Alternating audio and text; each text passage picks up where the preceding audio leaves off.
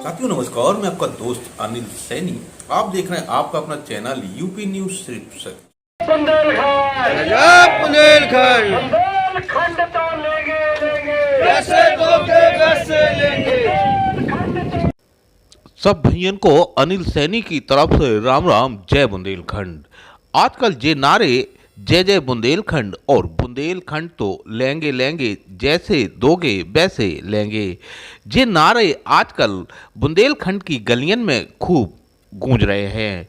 अब बता दें आपको, एक बार फिर से अलग बुंदेलखंड राज्य की मांग जोर पकड़ रही है और अब जब तीसरे चरण की मांग चल रही है और जब टाइम पे जब बुंदेलखंड राज्य की मांग को लेकर निकाली जा रही यात्रा, गांव गांव पाँव पाँव यात्रा जब टाइम पे हमीरपुर जनपद में चल रही है। और आज हमीरपुर जनपद में जब पहुंचे मशहूर अभिनेता राजा बुंदेला ने सब गांव वालन को जागरूक करते जा कही है कि आप लोग कैसे बुंदेलखंड ले हो और बुंदेलखंड की आवश्यकता काय पर है। 78 किसी के 100 विधायक हैं तो वो सारी योजनाओं का पैसा ले जाते, सारे योजनाओं के लाभ ले जाते।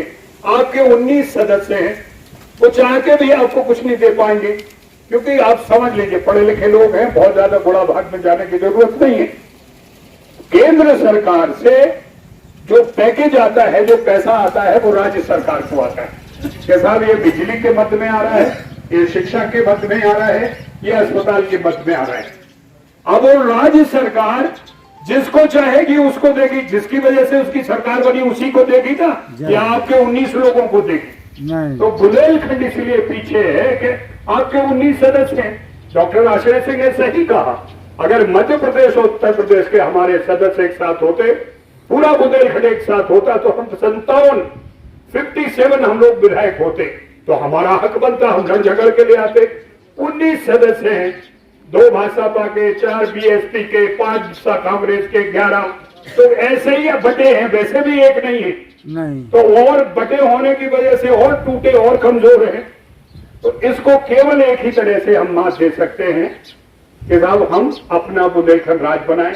अरे भाई क्या बुराई है, बंगाली का बंगाल है, बिहारी का बिहार है, पंजाबी का पंजाब है, तो हम बुंदेलखंडियों का बुंदेलखंड तो होना चाहिए। बढ़ाते हैं जमीन बेचकर, घर गिरवी गांव अपना सब कुछ रख के। वो लड़का पढ़ लिख के बीए, एमए, एमएससी, बीएससी करने के बाद वो आपके यहाँ काम नहीं कर रहा है, वो या तो नोएडा में काम कर रहा है, या दिल्ली में काम कर रहा है, या कलकत्ता या बाहर विदेशों में काम कर रहा है।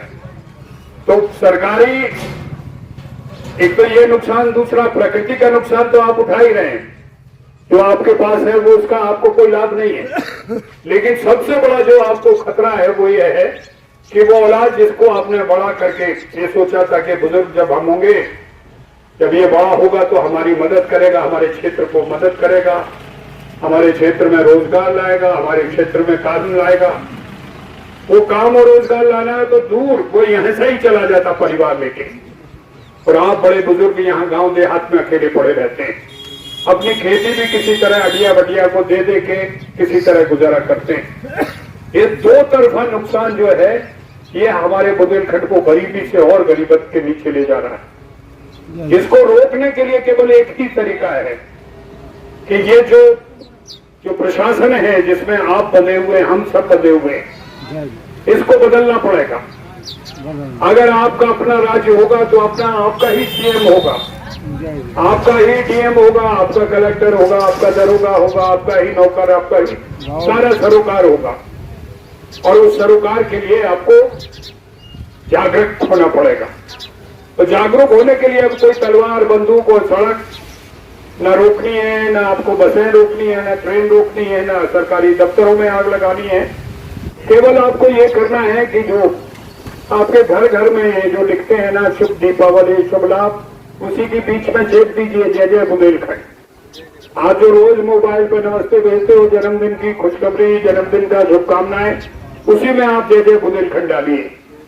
क्या होगा कि आप वो हवा में जब आप बुंदेलखंड बुंदेलखंड बुंदेलखंड बुंदेलखंड घूमेगा तो सरकार भी चेतेगी। यहाँ के सरकारी जब लोग आएंगे आपके गांव की रीडिंग करने, पढ़ने, तब वो लिखेंगे कि साहब बुंदेलखंड की मांग जोर पकड़ रही है, गांव-गांव में हमने देखा लोगों ने अपने दीवारों पर लिख दिया, अपने बातचीत में बुंदेलखंड की बात कर रहे हैं। यही आंदोलन होता है। हिंसा का आंदोलन नहीं होता है। आप किसी को मारेंगे तो उसका आने वाली पीढ़ी आपको मारेगी और उसको आने वाली दूसरी पीढ़ी आपको। तो वो हिंसा का आंदोलन हम ना चाहते हैं ना हमारी मांग है।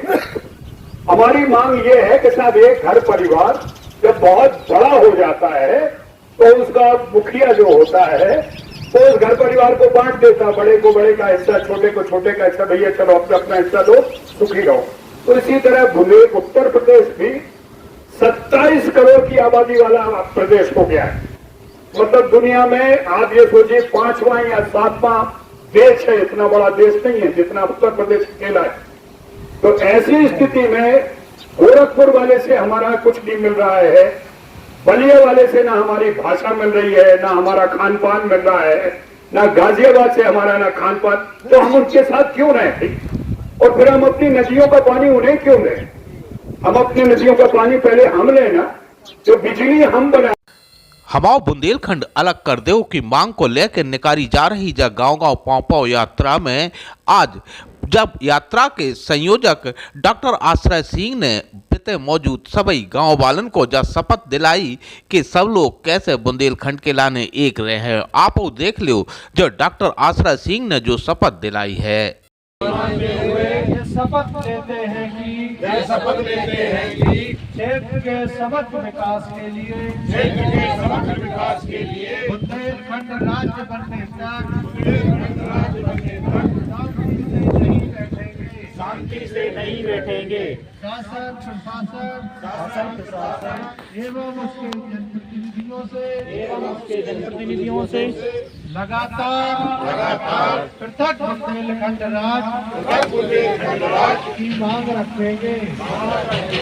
अलग बुंदेलखंड राज निर्माण के लिए हम जन जन में जागृति लाते हुए इस काम के लिए संकल्पित रहेंगे। ईश्वर हमारी मदद करे। भारत माता की